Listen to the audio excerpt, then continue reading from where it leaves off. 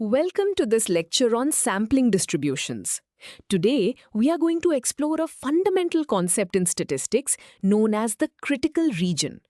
If you have ever wondered how scientists definitely prove that a new drug works or how factories guarantee the quality of their products, this is the mathematical engine behind those decisions. We will build this concept from the ground up, so do not worry if it sounds intimidating right now. Let us dive in and uncover how statistics helps us separate random chance from real, undeniable evidence. To understand the critical region, imagine a judge presiding over a criminal trial. In a courtroom, the defendant is always assumed innocent until proven guilty. This assumption of innocence is exactly like our starting guess in statistics. The judge will not convict based on weak or circumstantial evidence. However, if the evidence crosses a specific strict boundary, like a clear video recording of the crime, the judge must reject that initial assumption of innocence. In statistics, this strict boundary of undeniable evidence is what we call the critical region. It is the danger zone for our starting assumption. Now that we have our courtroom analogy, let us translate this into the language of statistics. In any statistical test, we start with a default assumption, which we call the null hypothesis. To test this assumption, we collect sample data and calculate a single summary number from it, known as a test statistic. The critical region, which is also called the rejection region, is the specific set of values for this test statistic that will force us to reject the null hypothesis. If our calculated number lands in this mathematical no-go zone, we conclude our data is simply too extreme to have happened by random chance. This brings us to the formal mathematical definition of the critical region.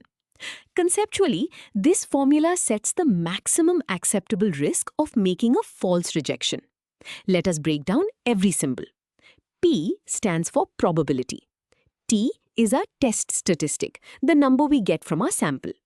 The symbol that looks like an E means belongs to, and C is the critical region itself.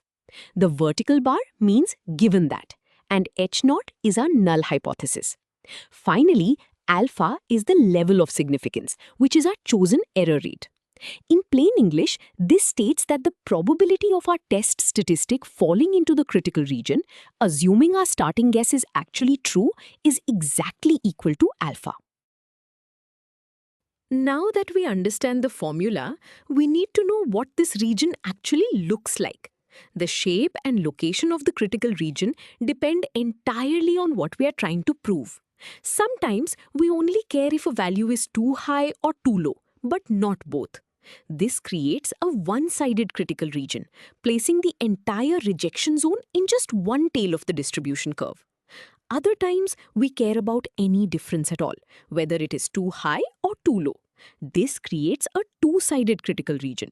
Here, our total error probability alpha is split perfectly in half, placing a region of size alpha over 2 in the left tail and another in the right tail. Let us look at exactly how these regions are placed on a probability distribution.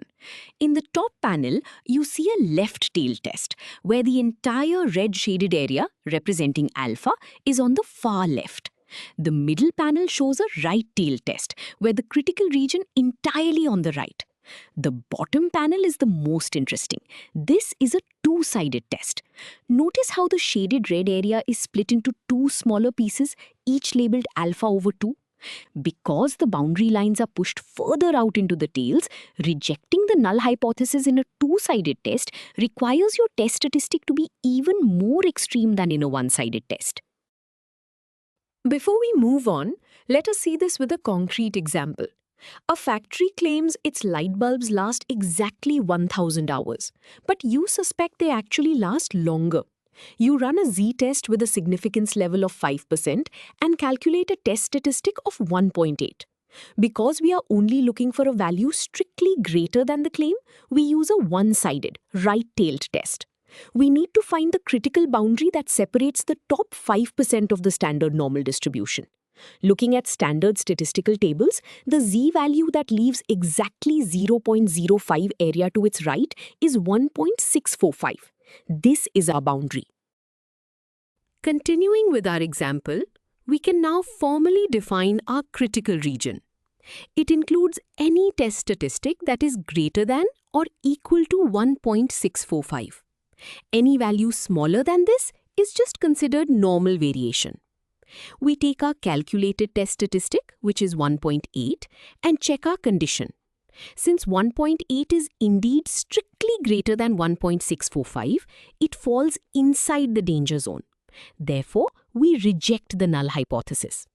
In physical terms, this means we have undeniable evidence that the light bulbs do indeed last significantly longer than the factory's claim of 1000 hours. Now let us look at a scenario where things can go wrong in two directions. Suppose a machine is supposed to fill bottles with exactly 500 milliliters of water.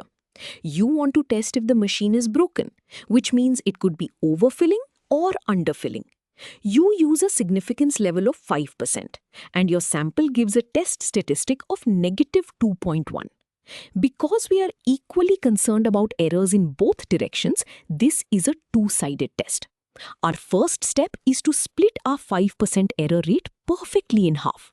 Dividing 0.05 by 2 gives us 0.025 for each tail.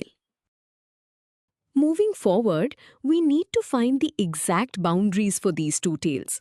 We look up the z-values corresponding to an area of 0.025 in a standard normal table. The value that leaves this area to its left is negative 1.96. This forms our lower critical region for severe underfilling. By symmetry, the value leaving the same area to its right is positive 1.96, forming our upper region for severe overfilling. We can elegantly combine both of these tails into one mathematical statement using absolute values. The critical region includes any z-score whose magnitude or distance from 0 is 1.96 or larger. Finally, let us evaluate our specific sample. We take the absolute value of our calculated test statistic, which is negative 2.1. The result is positive 2.1. This tells us exactly how far away our sample is from the expected center, regardless of the direction. We then compare this result to our critical boundary of 1.96. Since 2.1 is strictly greater than 1.96, our test statistic falls inside the left tail critical region. We must reject the assumption that the machine is working perfectly. Physically, this tells us the machine is significantly underfilling the bottles and needs repair. Having seen how to calculate it, let us discuss why this matters so much. The concept of a critical region is the absolute backbone of all scientific research and quality control. Without it, scientists would just be guessing whether their experimental results were meaningful or just random luck. For example, when a pharmaceutical company tests a new vaccine, they must prove the drop in infection rates is not a coincidence.